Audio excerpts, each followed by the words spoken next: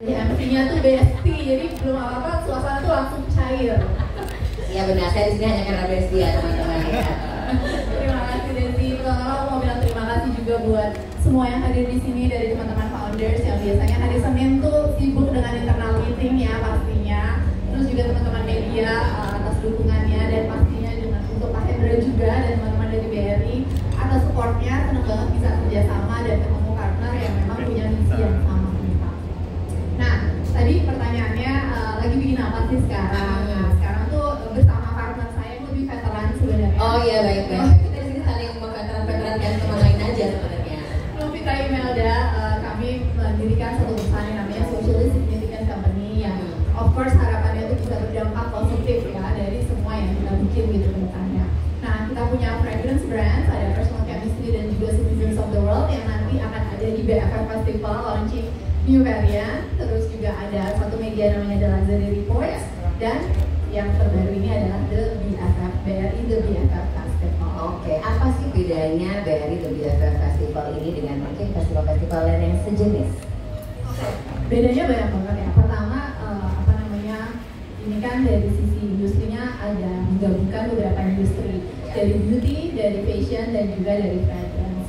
Nah, kita tuh melihat mungkin selama ini kebanyakan industri expo seperti itu tuh sangat-sangat niche gitu. Yeah. Ada yang khusus sneakers, ada yang khusus beauty, ada yang khusus fragrance, dan bahkan untuk fashion juga itu tuh sangat spesifik banget. Ada yang khusus models, ada yang untuk batik misalnya, ya.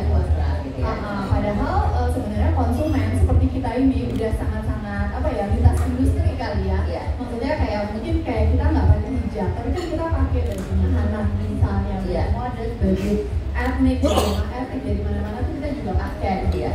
Kita pakai sneakers dan lain-lain. Jadi sebenarnya sesuatu yang menarik kalau kita bisa menghadirkan semuanya dan yang lebih terkurasi karena memang itu udah sesuai dengan profil konsumen sekarang. Iya, tadi kan di perkenalan aku juga menyebutkan bahwa BRI The BFF Festival ini ingin memberikan kontribusi terhadap pertumbuhan ekonomi kreatif. Nah, gimana tuh kira-kira? Nah, itu juga sebenarnya salah satu alasan kenapa kita tetap mau bikin event juga dan event besar karena selama ini setelah ngejalanin event bertahun-tahun itu melihat banget sih impact-nya terhadap pergerakan roda ekonomi ya.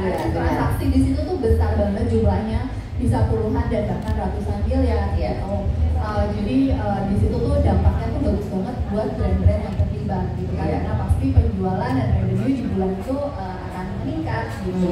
Dan khususnya untuk brand-brand baru itu exposure-nya lumayan terbantu banget sih, karena ketemu dengan customer baru, terus juga biasanya kalau dari data tuh penjualan di marketplace setelahnya juga akan naik, followers naik dan lain-lain, jadi exposure-nya tuh luar biasa sih ya. Jadi boleh nanya dulu nggak?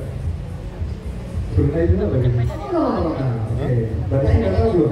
Apanya? BRI udah berapa tahun? Joget di tempat kan ada panggung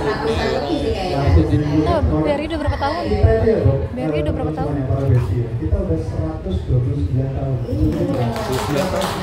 Tahun ini nanti besok nanti kita orang tahun itu 130 tahun, betul ya? Iya. Kalau ada yang jawab langsung saya kasih ini tadi saya penasaran. Kalau kita saya zodiaknya sama loh dengan BRI, sama-sama Desember, Sagittarius juga.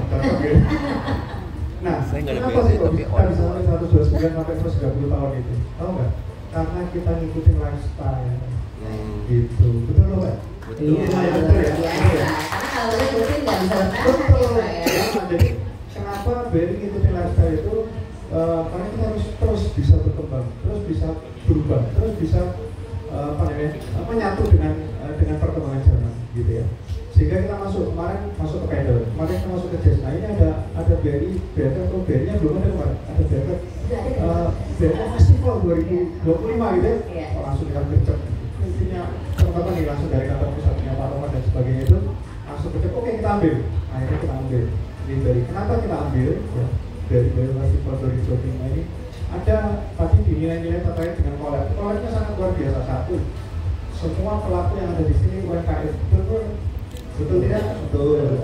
Yang kedua, semua pelakunya adalah kreatif, industri kreatif, betul tidak? Betul. Dan semuanya pelakunya adalah sebagian besar Indonesia ya, dari asli produk-produk kita kan, betul ya? Itulah yang membuat kita masuk ke sini. nanti di sana ya, karena kita selalu ikutin lifestyle itu kan, sekarang lifestyle sudah mulai masuk ke digital. Nah, nanti ada pengalaman digital terutama dengan super apps kita yang Brimo, nanti akan bisa dirasakan di situ bagaimana nanti transaksi bisa cashless di situ. Itu Mbak Desi. Oke, jadi contribution tadi selain transaksi lebih mudah karena cashless, Yes. ada apa lagi nih nanti di sana? Nanti di sana, ya nanti di sana. Kita di super apps di Brimo itu juga ada. Tadi saya udah ngomong ya lifestyle. Itu sebenarnya ada juga aplikasi di Brimo itu ada lifestyle gitu ya. Nah begitu masuk ke situ beli tiket langsung diskon 30%.